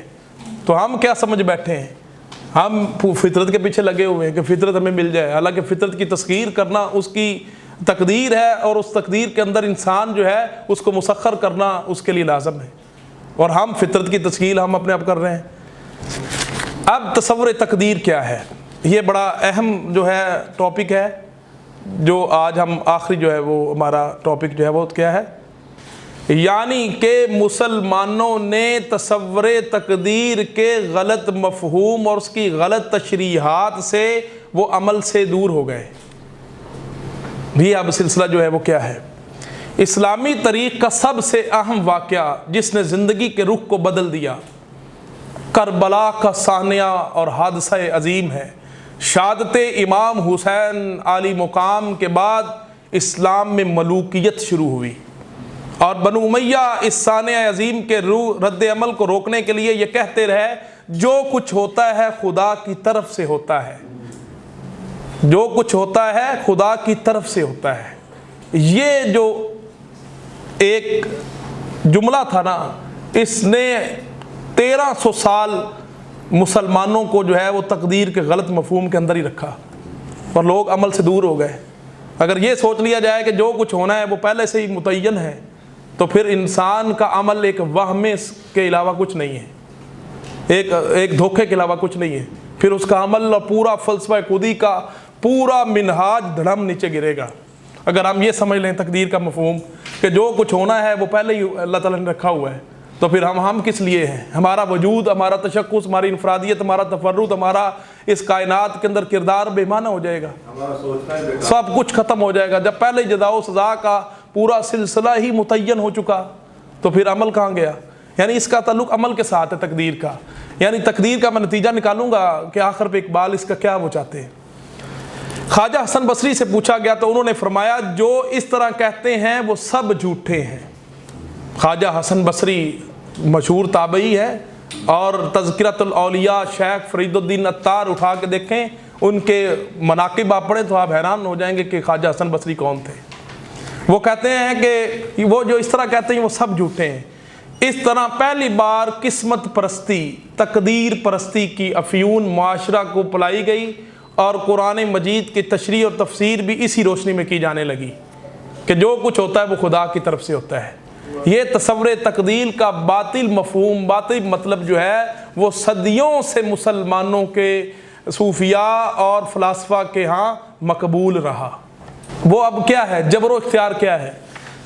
جبر سے مراد یہ جو ایک مطلب یعنی فلسفہ جبر و قدر بھی اس کو کہتے ہیں، جبر و اختیار بھی کہتے ہیں، اس کو فلسفہ تقدیر بھی کہتے ہیں، ٹھیک ہے، اس کو جبر و اختیار بھی کہا جاتا ہے۔ جبر سے مراد کیا ہے؟ کہ انسان کے عزم و عمل کا متعین کر دیا جانا ہے۔ جبر سے مراد کیا ہے؟ کہ انسان کا جو عزم و عمل کا متعین کر دیا جانا ہے، کہ وہ پہلے ہی سے متعین ہے۔ اور اختیار سے مراد انسان کا اپنے عزم اور عمل کے معاملہ میں آزاد ہونا ہے۔ وہاں یہ ہے کہ عمل آپ کا پہلے سے ہی متعین ہے، جو کچھ ہونا ہے آپ کی تقدیر میں پہلے ہی سے لکھ دیا گیا ہے، اب کوئی عمل کرنے کی کوئی ضرورت نہیں۔ یہ ہے جبر۔ اور اختیار سے مراد ہے کہ انسان کا اپنے عزم اور عمل کے معاملہ میں بالکل آزاد ہے۔ وہ بحث یہ ہے کہ انسان اپنے عزم اور عمل کے معاملے میں مجبور محض ہے یا اسے اپنے عزم اور عمل پر کلی اختیار ہے۔ یہ ایک بحث ہے کہ کیا انسان اپنے عزم اور عمل کے معاملے میں مجبور محض ہے، وہ مجبور ہے، یا اسے اپنے عزم اور عمل کے اندر پورا مکمل یا کلی اختیار ہے؟ یہ ایک سوال ہے جو اٹھایا گیا۔ اب تصور تقدیر کیا ہے؟ کائنات اقبال کے نزدیک حرکی ہے۔ کائنات اقبال کے نزدیک کیا ہے؟ حرکی ہے۔ یعنی میں نے آپ کو پہلے بتایا تھا کہ اقبال کائنات ہو، فطرت ہو، مذہب کے اندر جو اصول فقہ ہو، ہر چیز کے اندر وہ عمل اور حرکت اور حرکت کے قائل ہیں۔ وہ کہیں ٹھہرنے والے نہیں ہیں کسی نقطے کے اوپر کہ یہ بات ہو گئی ہے تو بس یہ حتمی ہے۔ وہ کہتے ہیں کہ فرمان رسول اللہ اور کتاب وحی یعنی قرآن مجید کے علاوہ ہر چیز کے اندر جو ہے وہ آپ اس کو مطلب یعنی جمودی سلسلے میں نہ رہیں، اس کو آپ حرکت و مطلب یعنی اس کو سلسلہ آگے رکھیں، اس کے اندر تحقیق اور جستجو کا سلسلہ جاری رکھیں۔ ایک کتاب وحی ہے جس کے اندر کوئی چیز جو ہے وہ مکمل اصولی چیزوں پر منحصر ہے، اس کے اندر کوئی چیز آپ جو ہے وہ اس پہ نہ شک کر سکتے ہیں نہ آپ اس کو مطلب تبدیل کر سکتے ہیں، وہ تغیر و تبدل کے قانون سے مطلب بالا تر ہے۔ کائنات اقبال کے نزدیک کیا ہے؟ حرکی ہے، حرکت تغیر و تبدل کے اندر ہے، کوئی اس کو جمود کا شکار نہیں ہے، یا کوئی پہلے وہ بنی ہوئی چیز نہیں ہے کہ آپ اس کے اندر کوئی اضافہ نہیں ہو سکتا۔ کل لہو فی شأن، کہ ہر روز بروز اللہ تعالیٰ جو ہے نئے کاموں میں مصروف ہے۔ مراد یہ ہے کہ کائنات ابھی بھی حرکت میں ہے، ابھی بھی وہ مطلب یعنی کہ پروسیس کے اندر ہے۔ اگر وہ پہلے اسی سب کچھ ایک نظریہ تھا کہ خدا کائنات کو بنا کر اب ایک جگہ بیٹھ گیا ہے، اب وہ کچھ نہیں کرتا، وہ علامہ صاحب اس نظریے کے خلاف ہیں۔ وہ کہتے ہیں کہ کائنات حرکت پذیر ہے، تغیر پذیر ہے، وہ ابھی بھی جو ہے وہ حرکت کے اندر ہے، اور کائنات کا وجود حرکت و ارتقاء سے عبارت ہے۔ وقت سے متعلق اقبال کا تصور یہ ہے کہ وقت ایک خط مستقیم کی طرح ہے۔ وقت کیا ہے؟ ایک خط مستقیم ہے، مگر وہ ایسا خط نہیں جو کھینچا جا چکا ہو، بلکہ ایسا خط ہے جو کھینچا جا رہا ہے، اور زندگی اس خط پر ہر روز نئی شان اور نئی آن کے ساتھ تخلیق کرتی جاتی ہے، اور وقت اور زندگی کا یہی تصور اس کے فلسفہ خودی اور تصور تقدیر کا ماخذ ہے۔ وہ پہلے سے متعین نہیں ہے، جو آپ نے ایک تقدیر لگا دی ہے بس یہی آپ کی ہوگی، نہیں، بلکہ وہ زندگی اس خط پر ہر روز نئی شان اور نئی آن کے ساتھ تخلیق کرتی جاتی ہے۔ مستقبل اس کے نزدیک پہلے سے ہی متعین کوئی چیز نہیں ہے۔ مستقبل جو ہے وہ پہلے سے ہی کوئی متعین چیز نہیں ہے، بلکہ وہ ایسی چیز ہے جو بن رہی ہے۔ تقدیر بھی اس کے نزدیک مستقل میں کھلے امکان کی طرح موجود ہے، ایک کھلے امکان کی طرح موجود ہے، اور یہ قوت حیات ہی ہے جو انسانی تقدیر کو بناتی ہے، اور قوت حیات کا دوسرا نام خودی ہے۔ یہ ہے اصل اقبال کا فلسفہ تقدیر، کہ کھلے امکان کی شکل موجود ہے، وہ پہلے سے متعین نہیں ہے۔ اگر پہلے سے متعین ہے تو اقبال کا پورا فلسفہ خودی وہ باطل ہو جائے گا۔ تقدیر کے مسئلے میں اب یہ اہم سوالات جو میں نے اٹھائے ہیں، بڑے غور و فکر کے بعد جو ہے وہ نتیجے نکالنے ہیں تقدیر کے حوالے سے، کہ تقدیر کے مسئلے نے بھی مسلمانوں کو بہت دھوکہ دیا ہے، جس کے غلط مفہوم سے ان کے قواعد عملیہ بالکل شل ہو کر رہ گئے ہیں۔ عام طور پر تقدیر کے جو معنی سمجھے جاتے ہیں وہ مجبوری اور بیچارگی ہے۔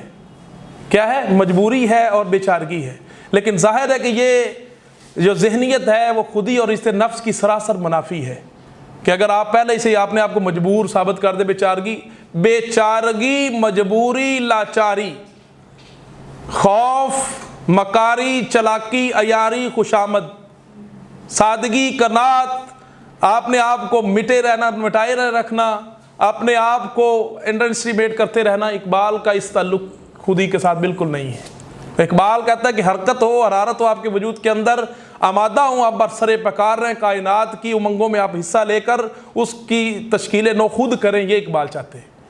یہ نہیں چاہتے کہ فطرت آپ کے اوپر غلبہ ڈال لے اور آپ اس کے نیچے مجبوری اور لاچارگی کے ساتھ چپ کر کے بیٹھے رہے ٹھٹر کے۔ اقبال کا اس سے کوئی تعلق نہیں۔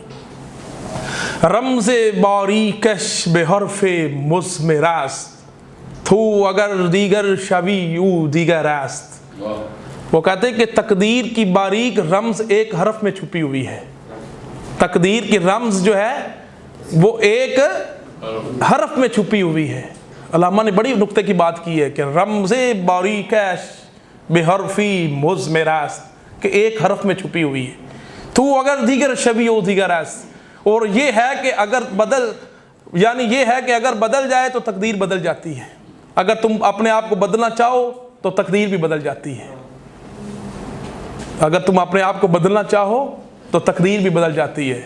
خدا نے آج تک اس قوم کی حالت نہیں بدلی۔ ظفر علی خان کا مشہور شعر ہے جو علامہ کے ساتھ جو منسوب ہے، یعنی اگر آپ چاہتے ہیں نا کہ یہ ہو جائے تو وہ ہو جائے، تو اقبال یہی اس کا تقدیر کا مفہوم لیتے ہیں کہ اگر تو چاہے کہ بدل جائے سارا کچھ تو بدل جائے گا، اگر تو اپنے آپ کو بدلنے کی کوشش کرے تو سب کچھ بدل جائے گا، اگر نہیں کرے گا، اگر عمل نہیں کرے گا تو پھر تم اسی طرح ہی رہو گے۔ خاک شو نظر ہوا ساز ترا، سنگ شو بر شیشہ اندازت ترا۔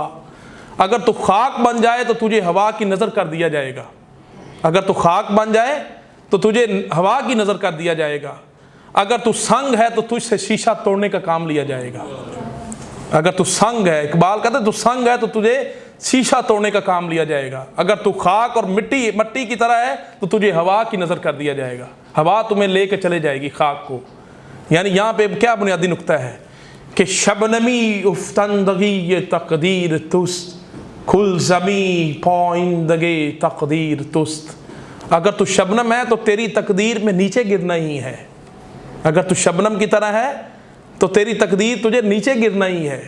کھل زمیں پائندگی تقدیر ہے، اگر تو سمندر ہے تو تیری تقدیر ہمیشہ رہنا ہے، اگر تو سمندر ہے تو تیری تقدیر تجھے ہمیشہ رکھے گی، اگر تو شبنم قطرہ ہے تو نیچے گر کے ختم ہو جائے گا۔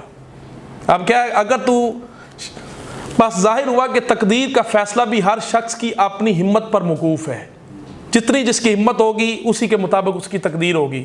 जो बुलंद हिम्मत है वो उसकी कभी पहलू इख्तियार करके औज कमाल तक पहुंच जा गया है, और जो पस्त हिम्मत है वो उसका ज़ोफ़ पहलू इख्तियार करके हमेशा के लिए कहर मुज़ल्लत में जाके रहे हैं, नीचे कहर गुमनामी और कहर मुज़ल्लत में जाके गिर पड़े हैं। यानी इसका ताल्लुक़ किससे चीज़ से है? हिम्मत जो है वो आपको औज कमाल तक पहुंचा जाती है, और ज़ोफ़ जो है वो आपको कहर मुज़ल्लत के अंदर जो धकेल देती है। तौफ़ीक़े बांदाज़े हिम्मत है अज़ल से, आँखों में वो कतरा है कि गौहर न हुआ था। यानी अब हाली क्या कहता है? हाली ने तो बात ख़त्म कर दी है, इकबाल के पूरे फ़लसफ़े को एक रुबाई में बयान कर दिया है। वो कहते हैं कि जबरिया कदरिया की बहसो तकरार, जबरिया कदरिया की बहसो तकरार, देखा तूने था कुछ इसका मज़हब पे मदार, जो कम हिम्मत थे हो गए वो मजबूर, जो बाहिम्मत थे बन गए वो मुख्तार। जो बाहिम्मत थे वो मुख्तार बन गए, और जो कम हिम्मत थे वो मजबूर हो गए। हमारे सूफिया जो थे, जो अजमी सूफिया से मुतासिर थे, उन्होंने हमें कम हिम्मती का जो सबक दिया, तो हम मजबूर महज हो गए। हम कहते थे कि जो कुछ होना था वो होना है, हमें कुछ करने की ज़रूरत नहीं है। और जो बाहिम्मत सूफ़ी थे, रूमी और इकबाल की तरह, उन्होंने कहा कि तुम नीचे गिर पड़े थे, हम तो उलामा ने उनको उठा के कहा कि खड़े हो जाओ। खड़े होकर उनके अंदर कुव्वत पैदा कर दी कि अब लड़ो, कि तुम लड़ोगे तो तुम आगे बढ़ोगे।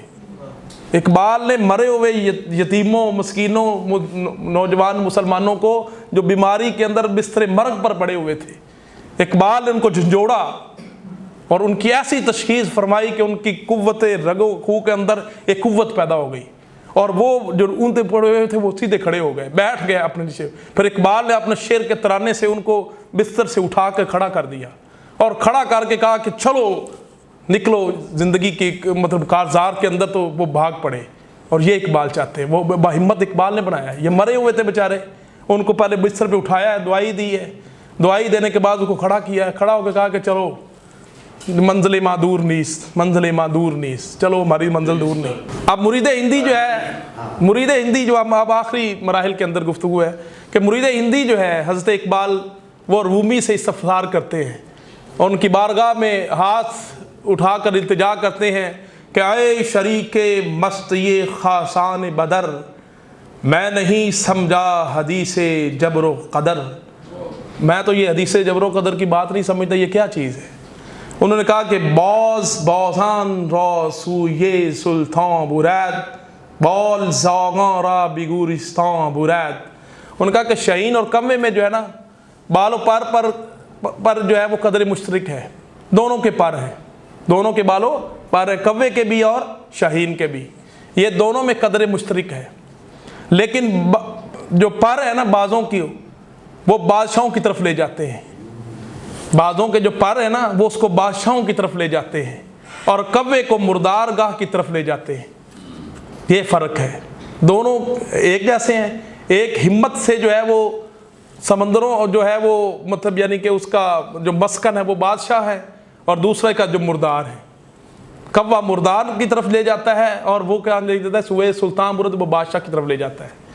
यानी खुदा ने तौफीक और कुदरत सबको एक जैसी अता की है। अब ये बंदा समझे कि इसको अल्लाह ताला ने बहुत सलाहियतें दी हैं तो ये आगे निकल गया, यानी इकबाल हम कहते हैं कि अल्लाह ताला ने तो उनको बनाया इसलिए था, ये नहीं है। ये तो नतीजा फिर वही हो गया कि अल्लाह ताला ने पहले से अगर लामा को बनाया है तो लामा की तो हैसियत ही ख़त्म हमने कर दी, कि वो पहले ही बना हुआ है, सारा कुछ को एक मुतय्यन किया गया, तो ये फ़लसफ़ा तकदीर का वही मफ़हूम गलत हो गया ना फिर। यानी खुदा ने तौफीक और कुव्वत सबको एक जैसी अता की है। इकबाल के दौर में कितने शुरा थे, बड़े बड़े जय्यद शुरा थे, आलिम भी थे, सूफ़ी भी थे, आरिफ भी थे, लेकिन इकबाल अपनी हिम्मत के, वो आप कहते हैं कि वो अपनी हिम्मत के वो ज़माने से समंदर को गोहर निकाला, फ़रदा वाला जो शेर है कि वो इकबाल वो शख्स है कि यानी खुदा ने तौफीक और कुव्वत सबको एक जैसी अता की है, और ज़राए भी सबको एक जैसे दिए हैं। किसी एक शय के साथ महदूद और मुअय्यन नहीं रहने दिया। इस लिहाज से उसकी तकसीम सरासर अदल पर मबनी है। हम ये नहीं कह सकते, हम जो सारे बैठे हुए हैं, कि ये मुझसे बरतर है। अल्लाह ताला ने आपको क्या नहीं कुछ दिया हुआ, ये उसके कानून अदल के अंदर ये बात ही मुनाफी है, अमर मुनाफी है कि अगर आप कहें कि आप मुझसे बेहतर है, क्यों बेहतर है जी? आपके पस्त हिम्मती ने उसको अंडर एस्टिमेट कर दिया। یعنی کہ لیکن اسے مخلوق کا اپنا اپنا ظرف ہے کہ اس کو قوت کو جتنا اور جس قدر چاہیں استعمال کر کے لائے. یہ قوت ہے جو آپ کے استعمال میں ہے کہ آپ جس طرح باہمت ہو جائیں، آپ ذوف اپنے اندر پیدا کر کے پستی کی طرف گار مذلت میں جا گریں. جبریہ نے افعال کا حاکم اور مختار سراسر خدا کو سمجھا.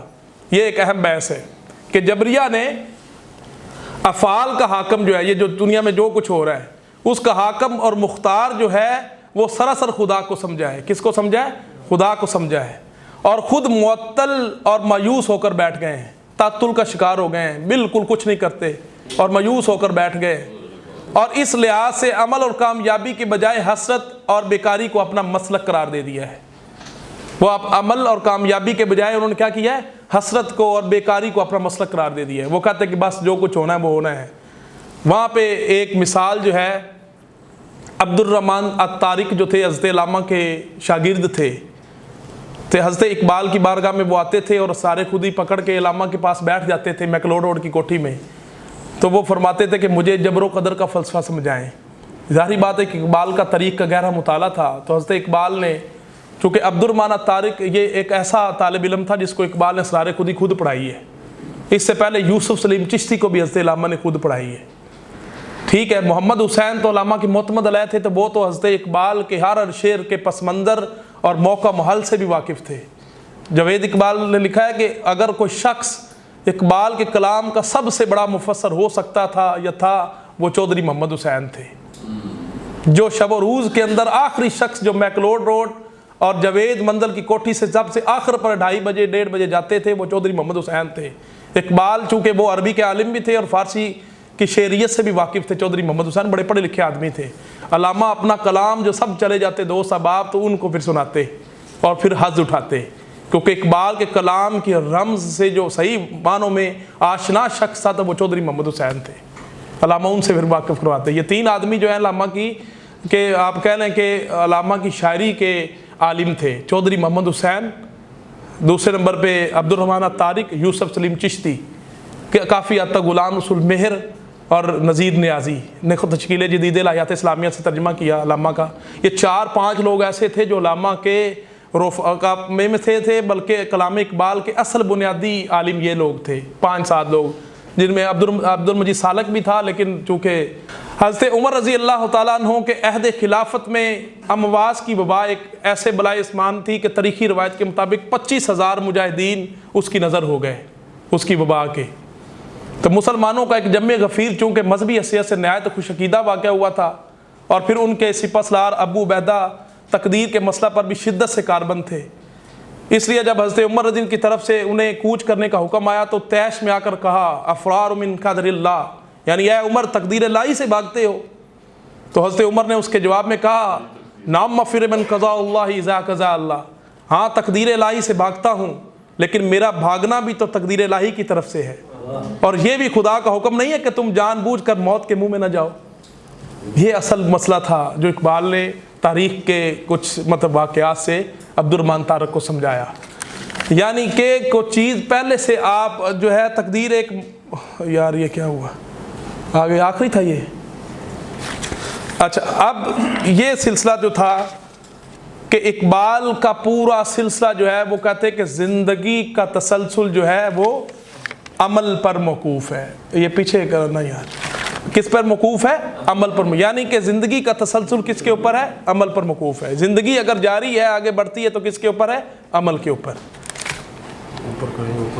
اب آخری نتیجہ جو ہم پیدا کرنے لگے اب یہ ہے کہ رومی اور اقبال کے نزدیک انسان کسی عمل پر مجبور نہیں، بلکہ عمل کا اختیار رکھتا ہے اور اس کی تقدیر اس کے عمل میں پوشیدہ ہے. یہ اقبال کا مرکزی نقطہ ہے کہ اس کی تقدیر اس کے عمل میں پوشیدہ ہے. عمل سے زندگی بنتی ہے، جنت بھی جہنم بھی، یہ خاکی اپنی فطرت میں نہ نوری ہے نہ ناری.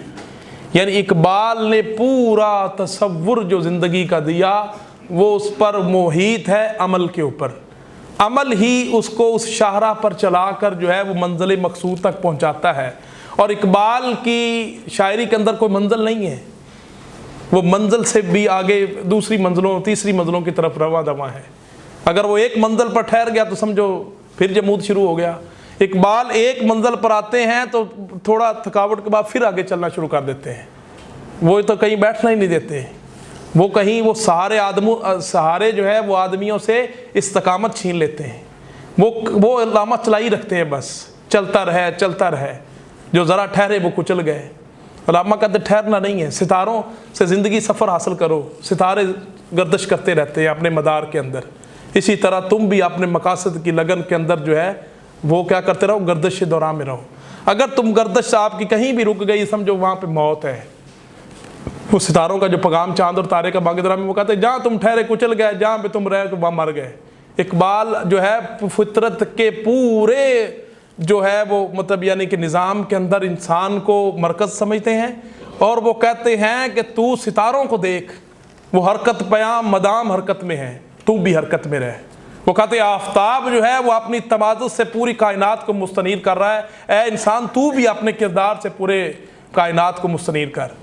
یعنی وہ پہاڑ کہتا ہے پہاڑ اگر زمین کے اوپر کھڑا ہوا ہے مستقل تو بھی حسین کی طرح ڈٹ کے مقابلہ کر۔ یعنی وہ پورے کائنات کے مختلف مناظر، نباتات و جمادات و نباتات کے ہر علامت و تشبیہات و استعارات میں اقبال قوت، حرکت و حرارت کی تعلیم دیتا ہے۔ وہ جہاں بھی کردار اٹھاتا ہے، نباتات میں بھی اٹھاتا ہے تو گل لالہ کو اٹھاتا ہے، سوختہ کی نشانی دیتا ہے، حرکت کی، سوز کی، جلن کی۔ حیوانات سے اٹھاتا ہے تو شہین کو لے کے آ جاتا ہے، جو تیز نگاہ بھی ہے، مردار نہیں کھاتا۔ وہ سارے پہلو جو فقر کی زندگی کے اندر وہ شہین میں جا کے اٹھا کے دکھا دیتا ہے۔ پھر وہ اٹھاتا ہے کردار چاند تارے کا، تو وہ کہتا ہے کہ حرکت کے اندر ہے، پوری اپنے مقاصد کی لگن میں لگا رہے۔